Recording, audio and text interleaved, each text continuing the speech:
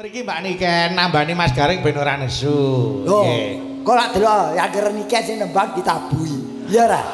Rame-rame ngoyak dara mabur muluk aduh.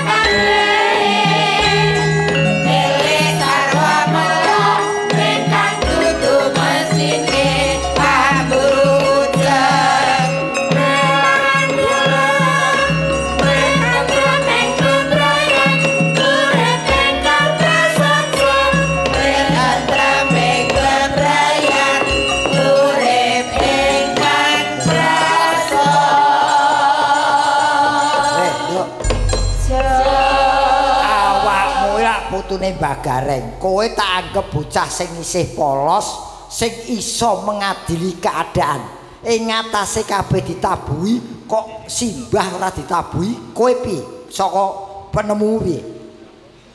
Nggih mboten napa-napa ta? Mbok ya hak semua orang mempunyai hak.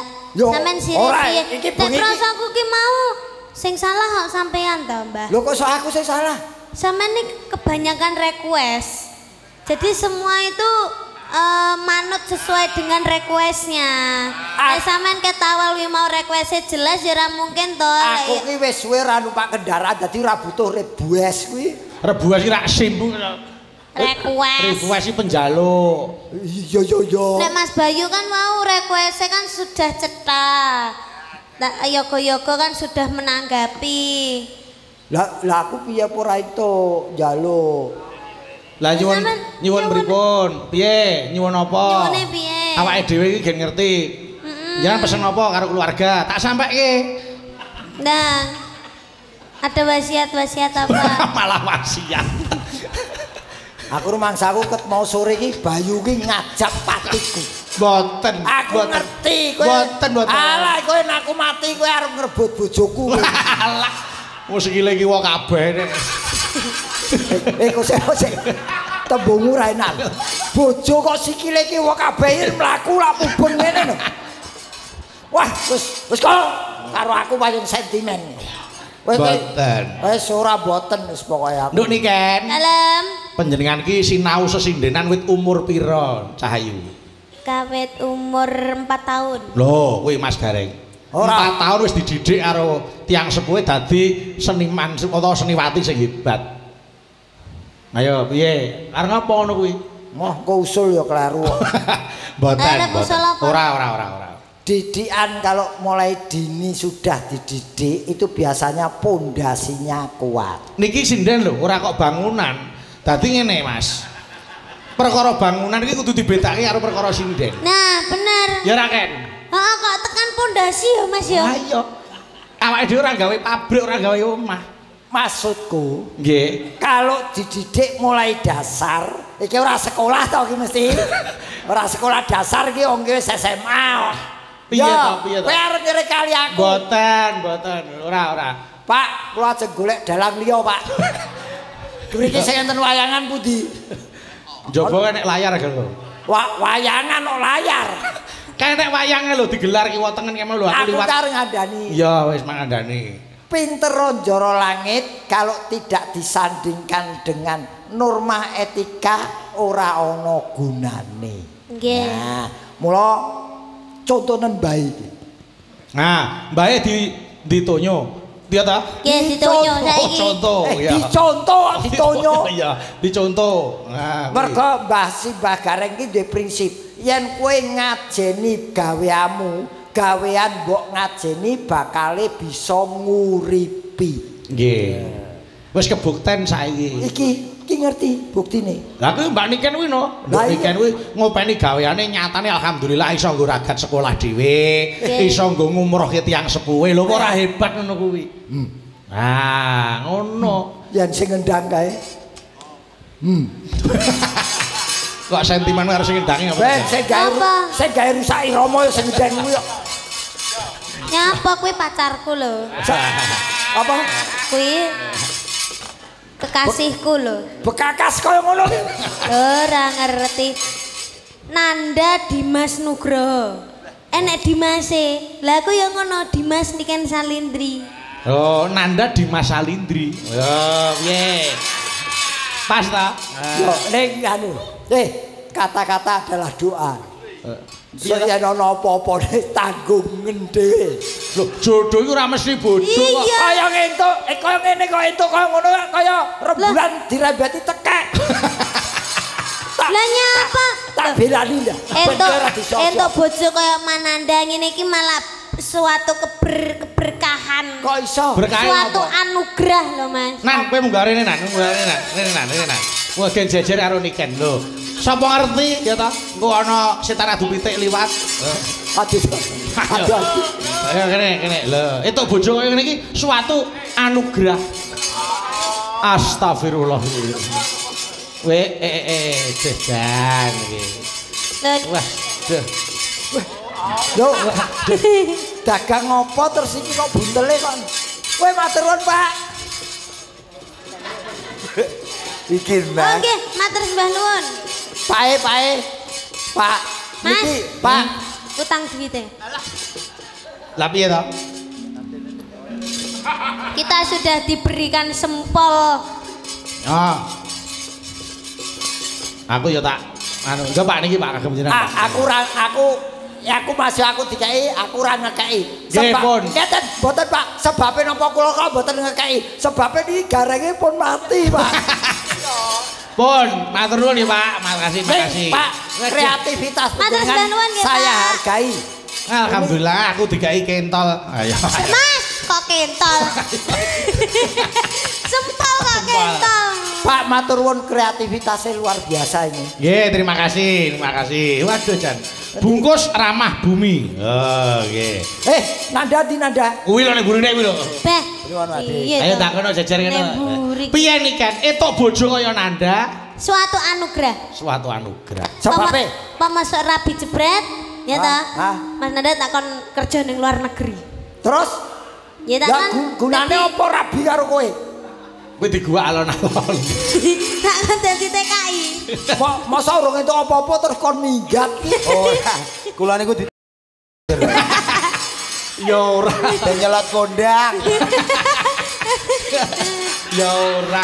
Jare kowe ndek cita-cita foto karo aku ndi? HP Mas Pian, tolong fotokno aku karo Nanda, Mas. Ya aku intang fotokno kuwi, mumpung Nanda rung lara. Ya dipoto. Ndang fotonen yan. Nggih. Mau aku lek rambut rangkul. Alah. Ya, enak luwak kok bojone kaya ngene ayo. Jaluk ora. Wong demek kok mbok dum-dumke lho. Makasih. Oh, tapi nduk aja delok casing-e. Nadyan kaya ngene punya kelebihan. Wah, aja didelok gandare. Yang pentingnya ambune. Yo gak enak bae. Ayo, saiki nembang. Ayo Nan, kowe nembang. Mau napa ditat jare? Napa? Ya Lintang Asmara. Oh, Lintang Asmara. Ya, Lintang Asmara. Tak rungokke kanggo kuping. Nggih. Ning dibawani sik, ayo pelok barang, Mbah Pengender. Nggih. Kok tuwek men to sing ndan. Wis saking tuweke kate jiglok ping pindho ayo.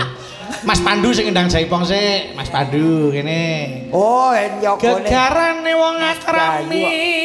Ayo, Duh. Ayo kuwi ngelingke karo Niken karo awakmu. Sing jenenge wong arep omah-omah ndelok pasangan iki ora bondo, ora rupa. Sesone dibehel ben untune iki rata. Untu ora jangkep dibehel.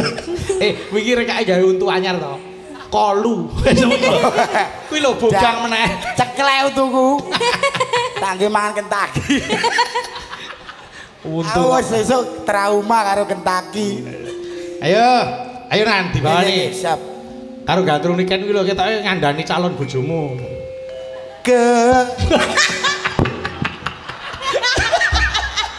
Ngapa? Ana wong lanang gandrung wong wedok stane ngene iki. Kuwi jenenge jaga. Jaga ki ngene sing gagah kok ngene iki. Heh, Mananda sakit ya. tak ganepi ben tukel loro. Dene kan sakit dek. Alah. Kene tak tungkak. Alah. Gegarane wong apa Wah. Oh, ayo. Gegarane wong akrami. Sebok gandrung iki ndi mripatuk merem. Nah. Maju. Ayo. Tutu bondo tutu rupa. Kowe iki gandrung apa kaya tukang sing nyabrake mobil kae? Piye ta? Ya sing luwes, sing mesra. Mas Gareng, sampeyan aja nyepelekke nanda. Apa? Iki bos, iki juragan. Juragan apa? Nggih. Jenengan nek kepengin entuk hadiah saka nanda, Apa? nek nembang aja diregoni. Oh, tenane. Iki juragan ning omah ning gosong asli juragan. Asli. Ora tak regoni. Awon-awon kula menika pengusaha muda Bapak Ibu. Ya. Oh, pengusaha. Pengusaha apa? Ora tak ganggu ning aku dikeki ya. Nggih. Nggih dikai ibuke tenang, juragan, anake ya juragan. Matur nuwun, matur. Penerus ibu nih. Penerus ibu. Juragan apa to iki? Kowe ning omah usaha apa? Kula sadean kijing Pak Bu. Apa? Kijing. Ya gonen dhewe ngono. Dikeki kok mah. Ora sudi. Ora tuku. Ora sudi.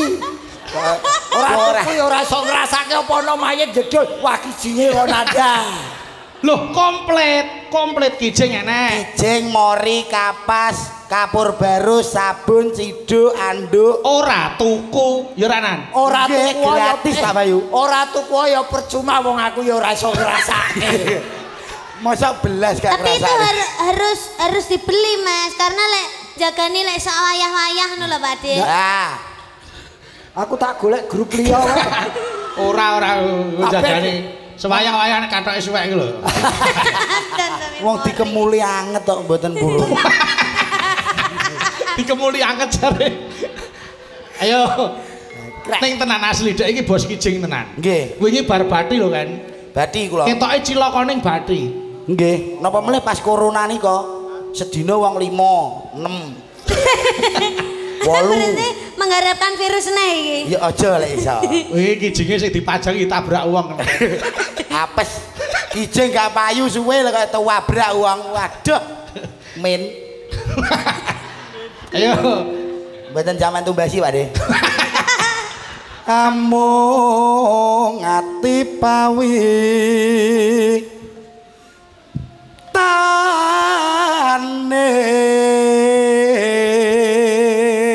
Ya dirayu ta. Lah iya. Kaya sing ndek ben ya lho. Kaya sing ndek ben ya lho, Dik. Dik. Pilih sepatu apa kendang? Balone nikah no. Iya. Mboten. Iya. Luput pisan Makan sempet. kena pisan yen gampang luwe tanganku wanyep gampang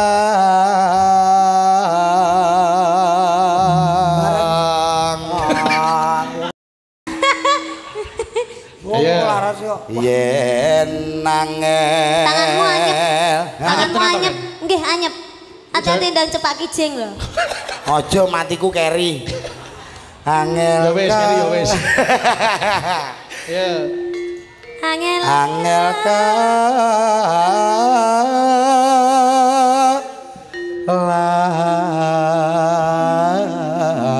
langku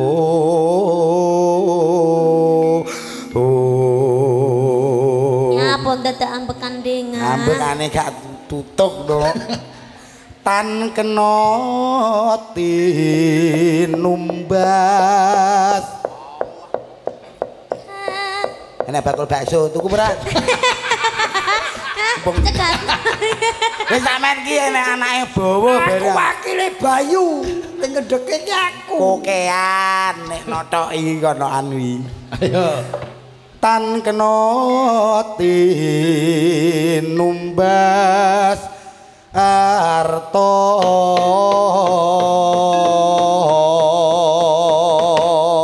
Niken. Halo. Ana siji meneh sing kepengin foto karo awakmu. Sinten? Sing gender. Wah, Mas Aris. Riz, kowe tawar apa ora lek gak tawar tak wakili. Modelmu ngerti wong wedok koplono. Sopo kuwi? Kuwi. Nggih. Kok saking aluse kok ngerti wong wedok simpangan ngono ki lho kok iso kepoyo. Wis Sikile kudu cepet. Wis. Ayo jare kepengin foto. Mumpung kowe isih urip. Iya.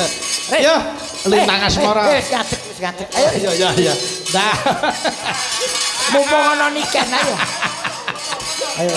Kok sih. Ayo Rene, Pak Harto. Ndang foto wasik. Yo ora adus sedina yo. Alah, bendino ya ora adus. Ora ngerti sabun bocah iki. Ndang fotonen sik nah. Ah, foto-foto. Foto le, foto. Fotono Mas Yan. Yan fotonen Mas ya. Yan. Awas salaman barang ini. Ayo. Wah, ya rupane kaya sunduk pentol. Ayo foto sik. Awas. Foto sik. Aja ganggu. Mosok niki foto karo bakul teh. Iya, ayo. Ya. Empane kaya anake bakul sempol mau lagi. Ya, wis. Makasih Baris. Wis, muga-muga panjang umur ya, Le. Wah, Pokoke omahe dhek isine nek ora fotone Mbak Niken karo Mbak Darsini wis loro tok. Nggih kalih setunggal. Sapa? Cakepan. Notasi tok isine omahe niku. Terima kasih, matur nuwun. Terus Niken. Waduh. Ya. Mas Gareng. oh, dawuh. Iya, lak ta suarane nada ta. Wah, dan ya iki sing diarani jangan melihat body, yang penting suaranya. Wah, ning iki aja sembrono lho, iki sing ngarang lagu ki leke ana lho iki. Heeh, Mas Rinto karo sing ngendang ya sing larise. Kae sing ngendang, sing kae leke. Leke sing gawe lagu Lintang Asmara. Ayo kene, gentari rene yo gentari kene. Wah, Tak aturke khusus kanggo Pak Jarwo. Pak Jarwo. Kene gen. Pokok Pak Jarwo dipun rujak mentah-mentah Pak Jarwo. Wah, Pak Jarwo jumeneng, Pak Jarwo jumeneng. Oke, ayo. Oh, tenang. Wah, Jan, aku sing ngrasake siji mau ya. Wah, terima kasih. Ayo kene gentari. Mriki Pak Jarwo, mriki. Monggo Pak Jarwo. Pak Jarwo. Dengar mriki, Pak. Pak Jarwo wontenipun nggih ngaten pun dar mentah-mentah Pak Dar. Ada kaya sashimi ya mentah ya. Lah wikene wong iki asline yo ngene iki kok. Lagune anu Pak Jarwo ingin dawuh dhewe ngersaki lagu. Mriki. Adedede. Wah. Saking rasrotane lho. Sego kurung dipangane ditendang. Kekuatan cinta itu luar biasa ya. Mergo gentari Pak Jarwo, monggo sawetahipun kula pasrahaken. Ya jenengan sing ngawat-awati no Mas Gareng. Wow. Yalah. Sesuk ora raup. Pak Jarwo. Nggih. Pripun panjenengan mirsani gentari pripun? Nek kalih Niken pripun? Pripun, Pak? Nggih tebe. Oh, tebe. Tebe pripun? Tebe niki nggih ayu niki. Waduh, ya terima-terima Ken, terima-terima. Terima ya, Nduk. Nggih, nek kalek numpamai kula Nggih. nggih sir niki. Oh, ngaten nggih. Pun, nyen wantun pinten? Wingi dinyang 1 selawe, Pak, dadi Niken kali niki ayu niki. Wong jenengan kali kula sak pantaran mbok priksa plese 3 pun Pak. Kula mboten mendem niki. Lah, mboten betul. Nggih, asli. Tetep niki. Terak langenane aku kok. Ah, nggih. Pun, monggo dipeto wangsul di air keras, Pak. Kok di air keras. Lagune napa Pak Jarwo? Ngersake napa? Badhe duet rada kempling napa-napa derek. Lagune napa pun. Ninggal katresnan. Wah. Cocok sesuai dengan situasi dan kondisi. Siap, nggih. Bagus. Tapi kula maos nggih. Oh, mboten napa-napa, mboten tidak masalah. Nggih. Niki kan Mas Garing men legane kono sih. Iki khusus Romeo and Juliet iki. Waduh. Sih iki Romeo karo Romeo. Ayo. Kok Romeo? Ora yo. Ya ora. Romeo kan pencopet. Iya. Yo monggo ninggal katresnan. Nun sewu. Menapa? Niki kula mbeta kanca saking karep angsal. Oh, saged. Sinten? Oh, Yang ngersake sinten rencangipun? Di sini kan ada pengurus Nggih. dan pengawas. Nggih. Lah bapak-bapak pengawas kula aturi minggah sepeda. Oh, ngaten. Nggih. Bapak-bapak pengawas saking koperasi karep monggo diaturi minggah. Monggo, Pak Menika minggah Pengawas. kalian Pak Jarwo, monggo. Mentara. Ayo.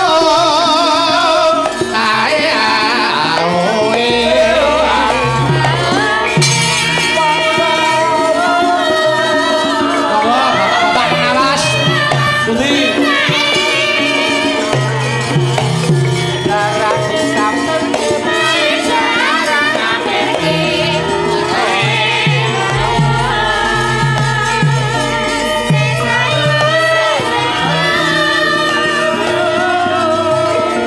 Monggo, Budi.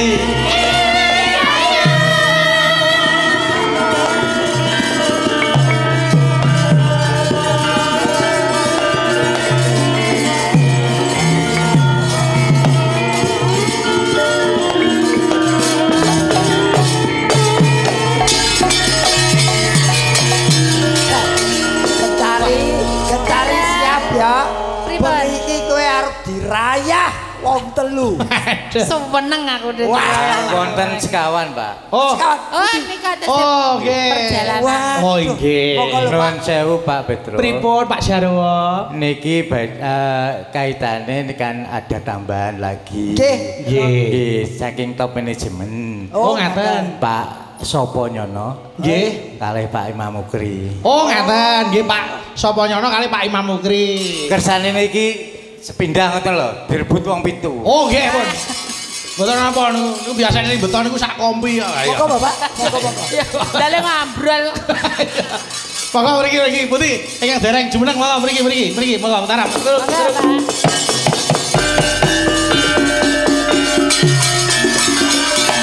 Monggo Bapak mriki.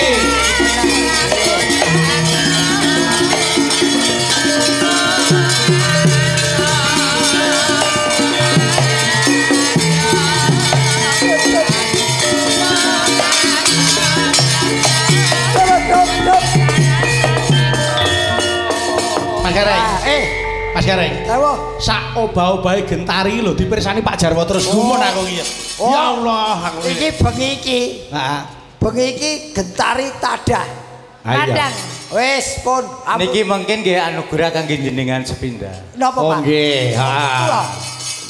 Oh wis kono. Pak, niki ampun melih kok piyayi sepenten. Niki kulino nggih tombo kecut pajak-pajak niki. Sing nyelentem rasa cemburu, sing nyelentem ku cemburu. Tak idak kok. Oh, sing nyelentem bunuh diri. Anu kandhane gen-gen atine ayam. Ora apa-apa Pak gerbengi kita. Iya. Engko tekan ngomong entek-entekno. Wis ngono, kok tekan omah golek gedang ya diuntal. Matur nuwun ya Pak Jarwo. Pripun aja dawuh napa? Bapak-bapak yang mau nyanyi ndak? Sinten Boten nggih? Sampun. Oke. Iku kersane Mbak Sali. Pak Gareng. Pak Jarwo, niki enten kenang-kenangan saking gentari, dolananipun gentari pendak dalu, Pak. Kok sak-sake wae rumangsaku kok nggih. Lah, kalau Matur nuwun Bapak-bapak Nggih, sedaya. matur nuwun, Nggih. Monggo-monggo lenggah malih. Mriki. Aduh jan. Kyai kene iki sing pengurus kabeh kok tresno yang budaya. Matur Nggih, nuwun nggih, Bapak-bapak. Sampun ngregengaken swasana. Monggo. Matur nuwun. Oh, nggih matur nuwun. Wah, tiba Kemil. Neng apa ta? Ayo biasa to ning kene iki. Wah, aku lak tukang nampani. Aduh. Lho kok wong iki rezeki iki yang ditolak mengko ndak seneni karo Gusti. Matur nuwun lho, Pak. Ayo kene ndoni kan mriki, monggo. Ayo. Wah, Piye? bareng ana gentari rumahsaku kok sawerane mengalir. Tenan wis. Jenenge wong rezekeni ya ngono kuwi, Mas. Nggih. Nek inilah media kita tanpa membeda-bedakan walaupun gentari kok ngono ning duwe keluyan ya kita beri kesempatan. Wong niku ya padha-padha titahe sing nyipta urip kok Mas. Leres. Niku kak sing tak nggo conto niku koperasi karep. Oh nggih, leres. Gitu. Kekurangan tidak menjadi masalah, kekurangan bisa menjadi kelebihan. Nggih. Menika. Kula pun jagani yen sewanci-wanci niki wau enten sing boten kuat jejer gentari. Kembang Wijaya Kusuma pun kula cunduk temriki. Wah, gatur ya. Sik, aku tak nyoba Mbak Suci rene. Bajing loncat ora ketang musak. Jogetan aku tak nyuwun nduk niken ben jaipong ora ketang. Baik. Oh, urung tak weruh ta? Urung. Oh, pamerno jaipong. Ya karo Mas Gareng. Iya toh. Ono berdua no. Kan kita sudah mempunyai kesamaan. Ha iya no. Sama opo? Iya gawe iki. Ayo kene Mbak Suci, monggo kene. Aja Monggo Mbak Suci katuran mriki. Mbak Suci. Mas Gareng pun ngantosi. Ya Mbak Suci keenggal mriki.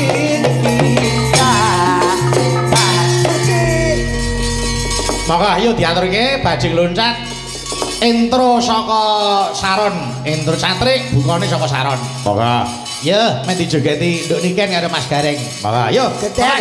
Ayo.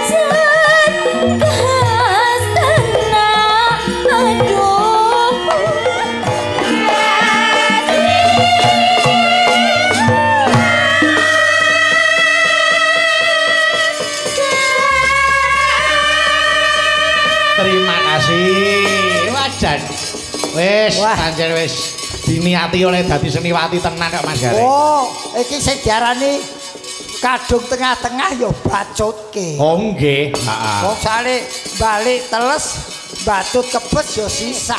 Iya, yo. Ana kuciwane lumrah. Kimpir semilir nduk niken Salindri. Monggo ayo diaturke sik. Aku arep ngematke iki lagu iki. Nggih. Aku favorit. Aja biyangyu ana wong tuwa arep ngematke lagu kok biyangyu. Ayo, ya nek wong meneng ae ora mesake niken. Loh, aku kudu dijogeti no ya, Ken. Iya toh. Iya. Oh, semakin malam itu harus semakin segar. Oh ya ora ya semakin gelap. Semakin semangat. Terima kasih matur nuwun sampun katok anggenipun sami digojekan. Nduk niken terima kasih nggih. Terima kasih Mas Bayu sampai ketemu lagi. Nggih. Oke. Kok ketemu tanggal 1 November meneh. Heeh, karo nduk niken. Tetep awet sehat, awet laris. Nek Solo ya mampira dolan mriko. Nggih, Mas. Jenengan mesti mboten teng griya lho, Mas. Oh, nang omah terus. Saiki ning omah terus buka biliar jan. Sudah ya Pak De, semoga sehat selalu panjang. Amin. Cium dulu. Leh. Pengen. Ora pengen digentari kok pengen. Mas Gareng arep paring dawuh napa? Donga napa? Namun dongaken semoga semakin sukses, semakin maju, koperasi karep dan semakin sejahtera para anggotanya. Amin. Anggota lan yo masyarakat kiwa tengene ketumrapan kabeh. Nggih yo. Ndara Janaka ora malah dadi dukane. Ayo.